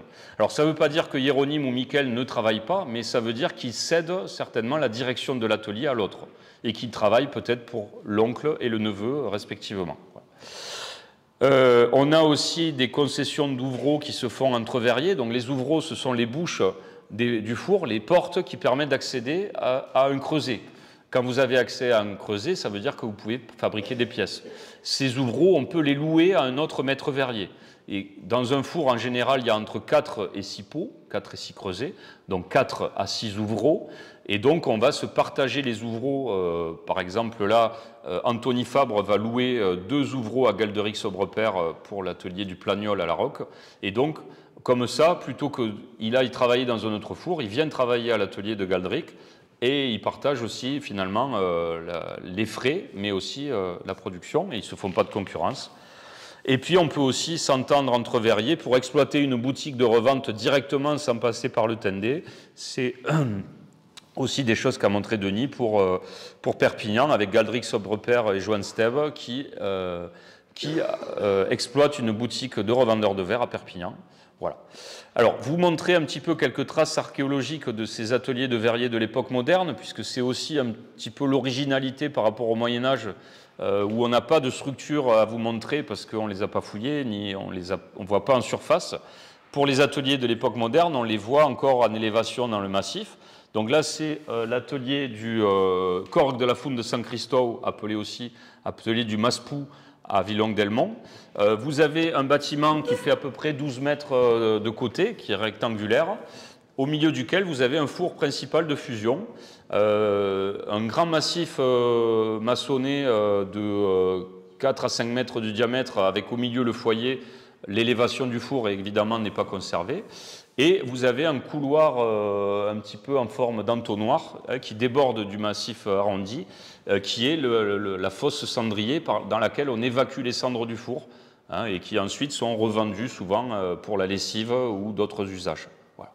Et puis, à l'extérieur de ce bâtiment, vous avez un four annexe qui est peut-être un four pour cuire les creusets, pour éclater le quartz en le chauffant avant de faire du sable, etc. On ne sait pas trop. Voilà. Mais ça vous donne une idée. Vous verrez que ce format de halle verrière, puisqu'on peut parler de halle, c'est la pièce dans laquelle est construite le four. Ce format de halle, on va le retrouver sur l'autre atelier que je vais vous montrer à la Roque. Et quand on va dans le Languedoc, pourtant à cette époque-là, les liens avec le Languedoc ne sont pas très forts, on a la même dimension de halle verrière. Donc il y a vraiment un format aussi standardisé d'atelier quand on les construit dans un espace assez libre. Ça, c'est la vue intérieure du foyer de ce four principal de fusion. Donc, vous avez la mire noire et blanche qui fait 1 mètre de haut.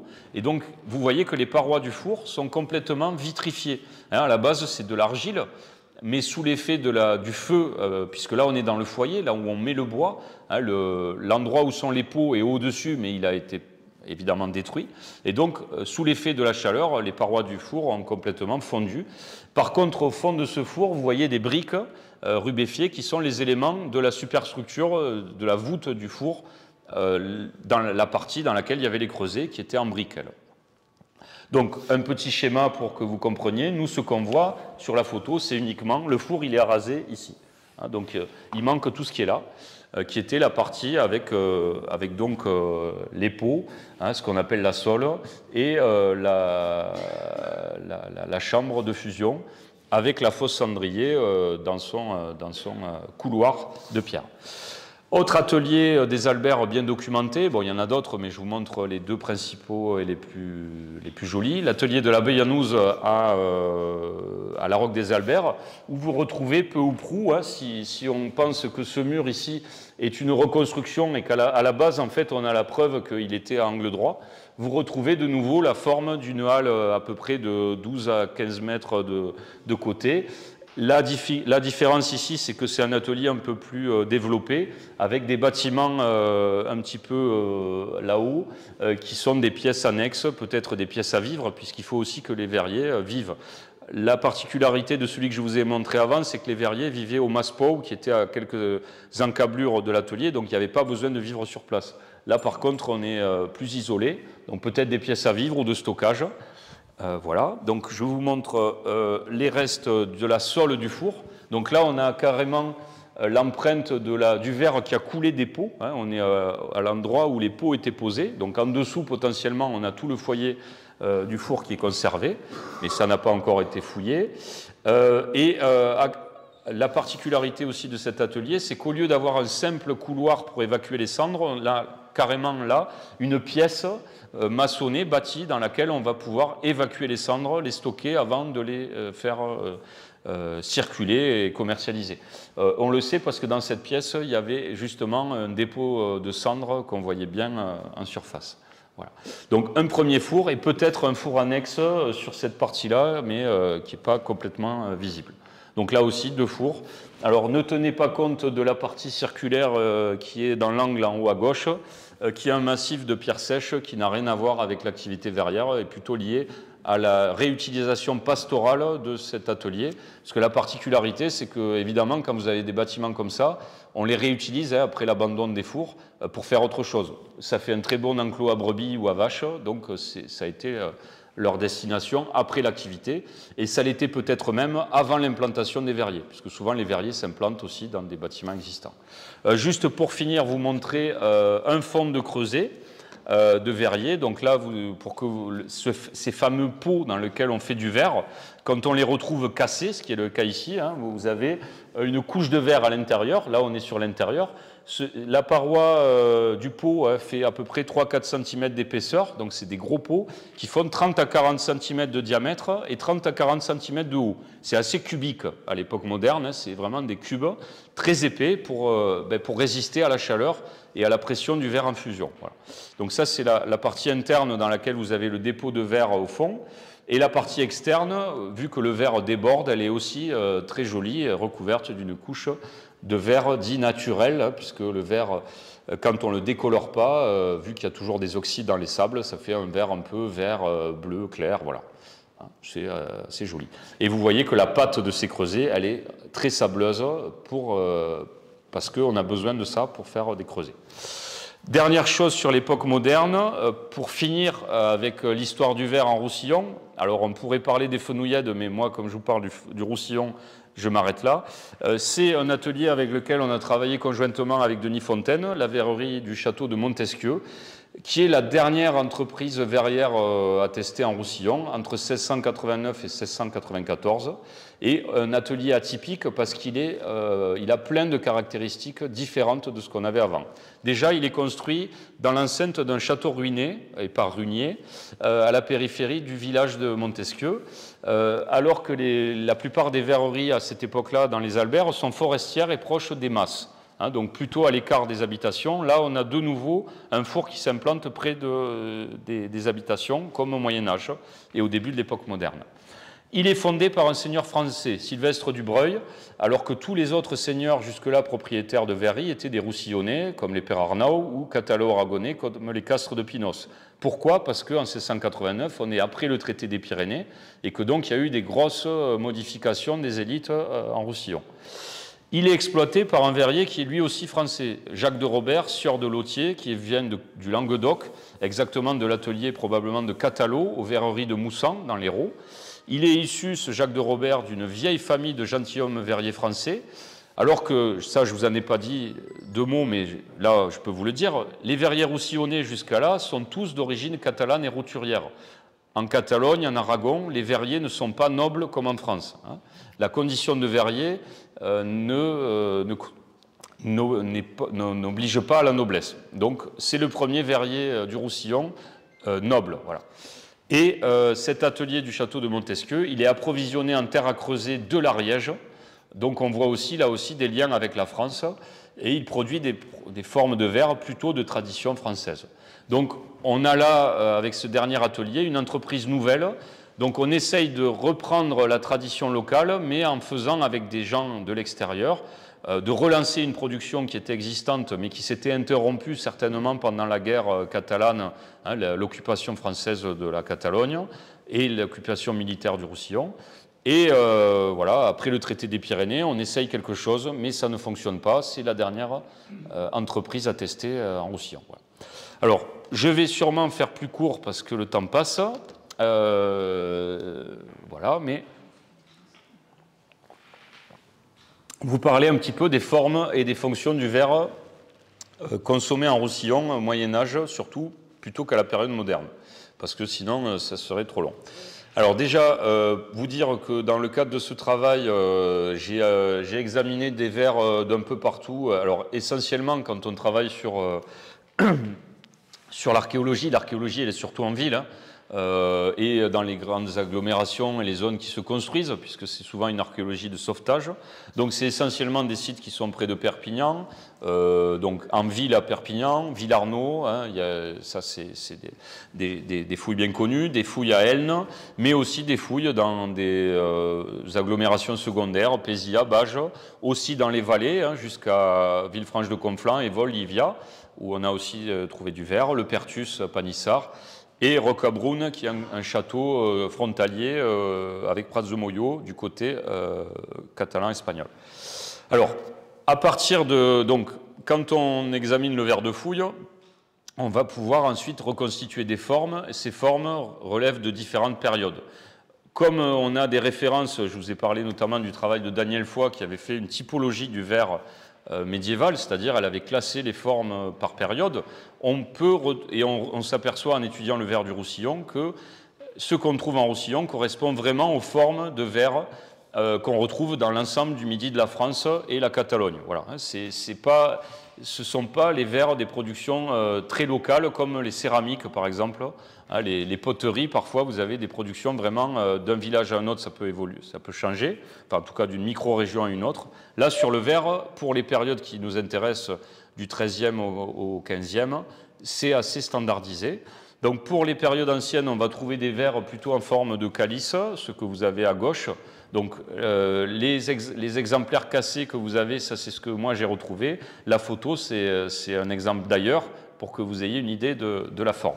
Pareil pour ce qui est à droite, là vous êtes à la fin du XIIIe siècle, premier quart du XIVe siècle, et à cette époque-là, on a une floraison de différents types de verres pour boire le vin, hein, puisque le verre à cette époque-là, ça sert, on y reviendra, à boire le vin essentiellement. Vous avez des verres à tiges très élancés qui sont plutôt de tradition du centre-nord de la France. Vous avez des gobelets de différentes formes qui sont plutôt de tradition italienne ou du midi méditerranéen français, comme les gobelets à gouttes rapportées. Donc moi j'ai retrouvé que des petites gouttelettes, mais ça donne les formes très belles qu'on voit au-dessus avec le filet bleu. Et ce sont des pastilles rapportées à chaud sur la paroi du verre qui font comme des petits tétons comme ça. On a des gobelets avec des cordons rapportés de verre qui sont plus ou moins incisés, voilà, ou des gobelets qui sont soufflés dans des moules qui vont imprimer des côtes en relief en forme de spirale. Donc ça fait des verres très très jolis, très nervurés, toujours dans des verres très incolores pour la plupart. Hop là, je suis passé un peu vite. Ensuite, pour la même période, vous avez à cette époque-là des choses un peu particulières, mais je ne vais pas trop m'étendre là-dessus, notamment des fioles avec des cordons rapportés, donc qui reprennent un petit peu l'esthétique des gobelets avec aussi des cordons rapportés. Hein. On a déjà des notions comme ça de correspondance entre le verre à boire et le contenant du liquide. Et puis, au XIVe siècle et jusqu'au milieu du XVe siècle, on rentre dans des productions, là pour le coup, qui vont être les mêmes depuis la Ligurie, la région de Gênes, jusqu'au Pays Valencien. Voilà, on a tout l'arc méditerranéen, comme ça, qui va connaître des productions à peu près similaires, avec des gobelets très fins en verre incolore, avec soit des décors... En gros, à cette époque-là, l'esthétique, elle est soit sur des décors bleus rapportés, donc du verre bleu coloré à l'oxyde de cobalt, qui va former des filets de couleurs, voire des décors plus couvrants, et des décors soufflés dans des moules, qui sont soit des sortes de petits creux en relief dans la paroi, ça fait des losanges, des alvéoles, vous les voyez en relief, et ça peut être aussi des nervures qui sont aussi soufflées dans des moules. Voilà. Donc vous avez des gobelets, des fioles en verre très fin, vous avez des verres en matériaux plus épais avec des décors de rosaces de pétales sous les fonds, ce sont ces très belles bouteilles bien connues au XIVe. Et puis vous avez des coupelles qui sont au milieu, sur lesquelles je reviendrai, mais vous avez aussi des bocaux pour conserver des petits aliments sucrés ou salés, ou des préparations de médecine, voilà. Hein. Mais l'essentiel du verre des XIIIe, XIVe siècle, c'est quand même plutôt des contenants à liquide et notamment à vin, et des verres à boire, essentiellement aussi le vin. Voilà. Voilà, donc là, c'est pour que vous voyez les choses en couleur. Voilà, hein, donc une belle fiole en plusieurs fragments et un fragment de gobelet en haut avec son filet bleu. Voilà. Ensuite, à partir du milieu du XVe siècle, on rentre dans une esthétique où le verre bleu coloré est remplacé par un verre blanc, hein, opaque, coloré en blanc opaque. Donc là aussi, ce sont des filets blancs, mais qui sont rapportés sur l'objet, à la place du bleu. On peut avoir des verres totalement bleus avec des décors rapportés blancs par-dessus. Ça fait des très beaux décors qu'on appelle la plume d'oiseau, ce que vous avez en bas à droite, là-bas. Hein. On fait des filets sur le verre et ensuite, avec un pinceau ou un outil, on va tracer des traits verticaux qui vont rapprocher les filets entre eux et faire des accolades. Voilà. Vous avez, à cette époque-là aussi, les côtes, les nervures moulées, soufflées dans des moules qu'on avait déjà au XIVe siècle, qui vont s'affirmer, c'est-à-dire qui vont devenir de plus en plus épaisses et marquées sur les parois des verres, comme un peu une esthétique assez gothique, des grosses côtes sur les parois des verres que vous avez là sur le dessin et que vous voyez aussi là en photo. Vous voyez que les côtes s'affirment, hein, le décor de nervure est plus marqué. Voilà. Ça, c'est les très beaux verres découverts à l'hôtel de ville de Perpignan. Voilà. Est-ce que j'ai quelques minutes encore? Ça va? Donc, donc voilà, ça c'était un tableau général jusqu'à la fin du XVe siècle. Je ne vous parlerai pas du XVIe et du XVIIe parce que là on rentre dans le verre de tradition vénitienne, d'influence vénitienne et il y aurait tellement de choses à dire. J'ai préféré vous donner une étude de cas archéologique pour que vous voyez un petit peu comment ça marche quand on étudie un lot de verre et comment on peut le reconsidérer. Donc je vous parle d'un lot de verre qui a été trouvé dans l'église Notre-Dame des Anges de Perpignan. Donc Notre-Dame des Anges, c'est le seul édifice conservé du couvent des franciscains de Perpignan, hein, qui est fondé à partir de 1243. Cette église en elle-même, qui fait partie du couvent, elle est datée entre 1270 et 1310. C'est l'un des premiers édifices gothiques du Roussillon. Elle se trouve sur l'avenue Foch, à Perpignan, entre le conservatoire de musique et les beaux-arts de Perpignan, près de l'ancienne poste et des anciennes casernes de l'hôpital militaire, si je ne dis pas de bêtises, occupées aujourd'hui par le conseil départemental. C'est pour ça que vous voyez les logos. Donc cette chapelle en 2000, elle a été restaurée et on a mis au jour une niche, c'est-à-dire une petite logette dans le mur, hein, qui a été fouillée par Olivier Passarius, à l'époque archéologue de l'APO, aujourd'hui du service archéologique du département. Et dans cette niche, sous le pavement de briques de la niche, il a trouvé un petit dépôt d'objets. Donc pour vous situer la chapelle Notre-Dame des Anges dans l'encadré rouge, dans une vue de l'ancien couvent des franciscains de Perpignan, qui était immense, hein, un des plus grands couvents de franciscains d'Europe, avec une très très grande église conventuelle. Notre-Dame des Anges n'était pas l'église principale du couvent. La grande cour du cloître, qui maintenant a été remplacée par celle de l'hôpital, etc. Ça, c'est le plan de l'église, et la niche se trouve juste à l'entrée à gauche en rentrant dans l'église, puisque ici vous avez la porte et là l'abside. Donc c'est une petite niche de très petite taille, à hauteur d'homme, donc une sorte d'armoire, on va dire, construite dans le mur, maçonnée dans le mur. Sous le pavement, on a trouvé différentes choses. Donc de la céramique commune, une cruche en céramique glacurée que l'archéologue peut dater du XVe siècle. On a des gros tessons de bassins en céramique valencienne, donc céramique produite dans la région de Paterne, près de Valence, à des corps bleus et lustres. C'est un plat à présenter les aliments, lui aussi, par la forme, on peut le dater de la fin du XIVe siècle et du début du XVe. Et puis beaucoup de fragments de verre, dont notamment les fragments d'un gobelet, de 7 coupelles, voilà, que je vais vous présenter, et aussi beaucoup de faune, notamment des restes de poissons. Voilà. Donc, voilà. À l'époque, les coupelles étant interprétées comme des lampes, ça n'avait pas fait forcément le lien avec un repas. On y reviendra.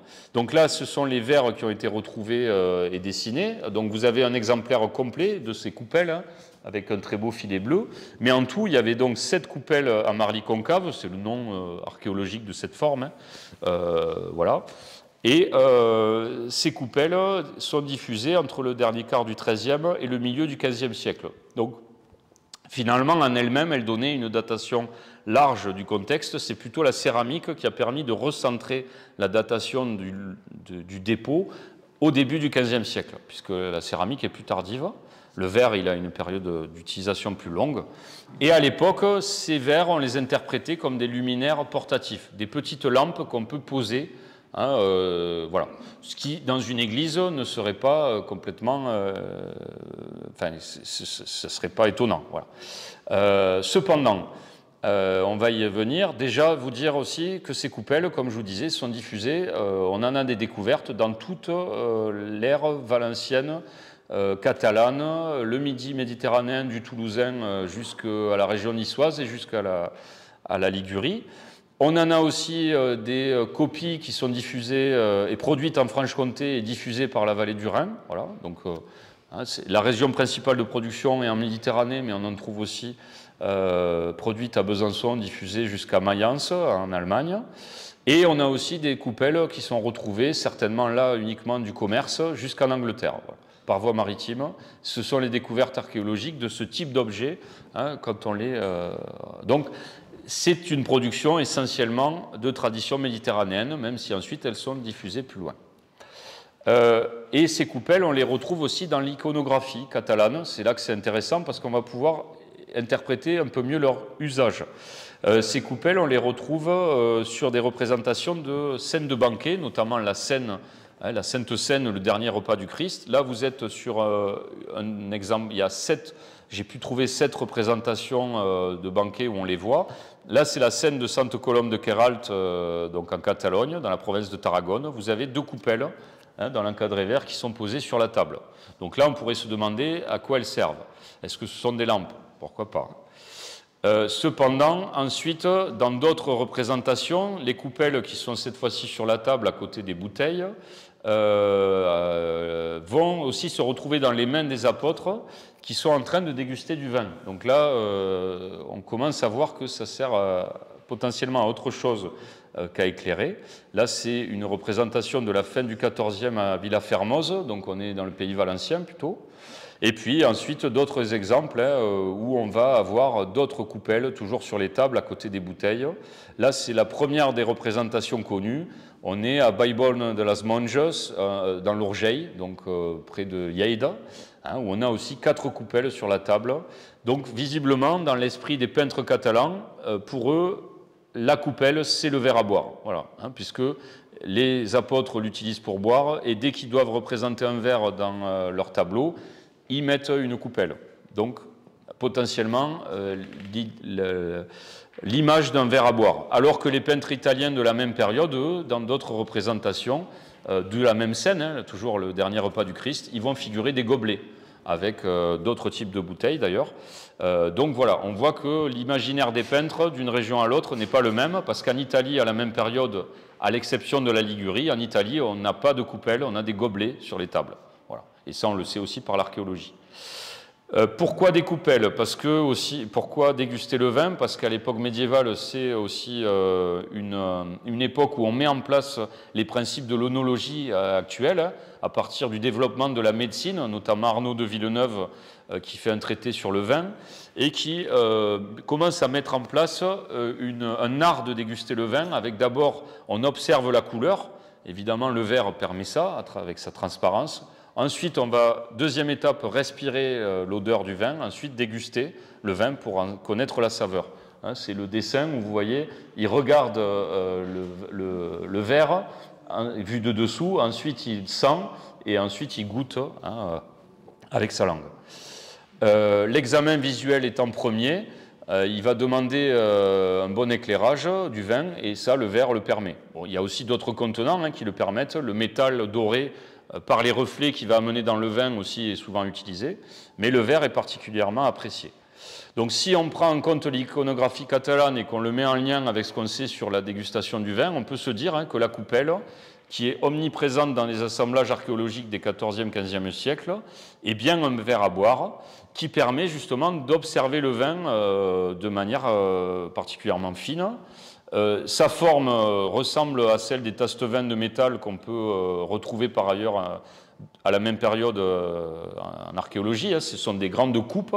Alors c'est vrai que le pied, un petit peu, ce qui a fait longtemps douter les archéologues, c'est ce pied un petit peu étroit et ensuite l'évasement. On se dit on va avoir du mal à boire. Mais il y a d'autres pratiques qui sont attestées à cette période qui rendent la dégustation difficile. Pour les gens du Moyen-Âge, ça n'est pas un problème, puisque l'objet de la dégustation du vin, ce n'est pas d'en boire beaucoup, c'est au contraire d'en boire peu. C'est une marque de distinction sociale. On boit peu de vin et on montre qu'on sait bien le boire. Voilà. Donc si c'est plus compliqué, c'est aussi plus élitaire. Donc si on revient sur le dépôt d'origine, à Notre-Dame-des-Anges, on a trouvé quoi? Des verres à boire, puisque les coupelles, on le sait maintenant, sont principalement des verres à boire, une cruche, un plat présenté en céramique et des restes de faune, surtout du poisson. Donc on peut se demander si dans ce dépôt archéologique ne témoigne pas d'un repas qui a été pris en commun par les moines, un repas un peu particulier, dont ils ont voulu conserver la trace en enfouissant les vestiges de ce repas dans la niche de l'église qu'ils fréquentent régulièrement. Voilà. Donc pour vous montrer un petit peu aussi comment on travaille en archéologie. Donc pour finir, vous dire que le Roussillon est, à mon sens, à travers un peu tous les exemples que je vous ai montrés, un bon observatoire de la production verrière des XIIIe, XVIIe siècles. D'une part parce qu'il y a beaucoup de sources écrites. Hein, je n'ai pas insisté, mais en Languedoc, à la même période, à la fin du XIIIe au XIVe siècle, on n'a pas autant de registres de notaires conservés qu'on en a en Roussillon ou en Empourdan. Donc c'est une chance d'avoir ces sources écrites qu'on n'a pas ailleurs. Au niveau archéologique, il y a aussi des fouilles qui sont menées, donc il y a aussi beaucoup de documentation qui est mise au jour. Et donc, à travers cette documentation diverse et variée, on peut interroger l'histoire des techniques par le verre sur des questions plus larges que sont l'industrie et l'entreprise médiévale, vous l'avez compris, les liens entre les verriers, les marchands, les seigneurs, ça interroge l'économie aussi du Moyen-Âge. Ça permet aussi de documenter des circulations de compétences et des migrations professionnelles qui sont des enjeux plus larges que juste l'histoire du verre. Voilà. C'est donc une enquête à poursuivre en espérant que les collègues archéologues fassent des belles découvertes et en continuant d'explorer les fonds des archives départementales. Ça, c'est plutôt mon travail. Mais heureusement, j'ai des collègues qui régulièrement trouvent des choses et savent me les faire passer, donc je les remercie. Ils sont nombreux. Il y a Denis qui est là, par exemple. Évidemment, ces questionnements, si on veut les replacer dans l'histoire plus large, il faut aussi questionner les régions voisines. Donc, il faut aussi interroger le Languedoc. C'est ce qu'on fait avec des collègues Isabelle Comandré et Vivien Vassal, où on va aussi essayer d'éclairer le Moyen-Âge, la production de verre médiéval du Languedoc. Et moi, de mon côté, j'essaye de plus en plus d'aller vers Gironne pour explorer les fonds de l'Empourdan et documenter les premiers temps de la production verrière qu'on n'a pas ici. Vous l'avez compris, puisque c'est là-bas que ça a commencé. Voilà, donc le Roussillon, malgré tout, gardera toujours sa centralité dalinienne, hein, puisque c'est le centre du monde, donc évidemment, mais aussi parce que ça a un rôle d'interface qui est intéressant. Hein, le Roussillon étant à la frontière avec la France, on a aussi un espace qui est intéressant à étudier, pas uniquement parce que Dali a dit qu'on était bien ici. Voilà. Donc je vous remercie de votre attention et en vous présentant une demi-lampe. Voilà.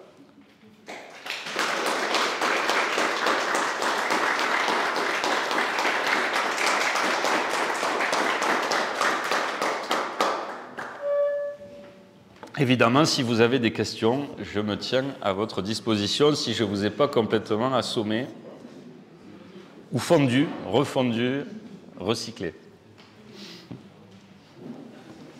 Oui. Alors je sors un peu, d'abord félicitations pour ton exposé brillant. Je sors un peu du sujet, mais est-ce qu'on a retrouvé des traces de fours de verrier romains?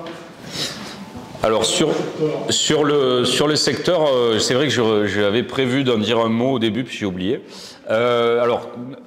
Non, on n'a pas de traces de fours de verrier romains, antiques ou même antérieurs au XIIIe siècle.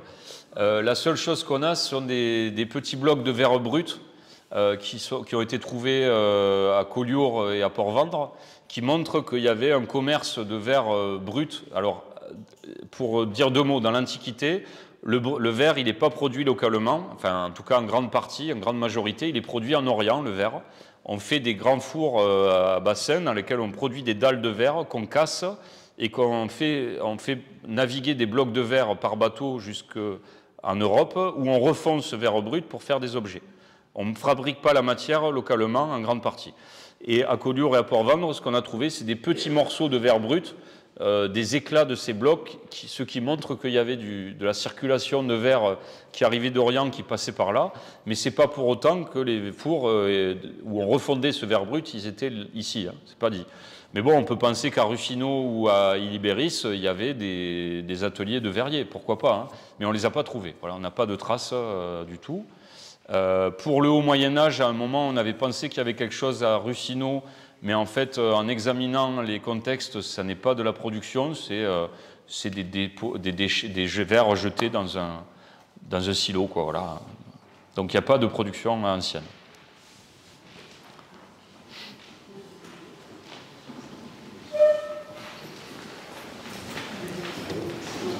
Ça va pour vous? Allez. Ben, merci à la Société agricole, scientifique et littéraire des Pyrénées-Orientales et à Albert Verrières. Voilà, bonne soirée à vous.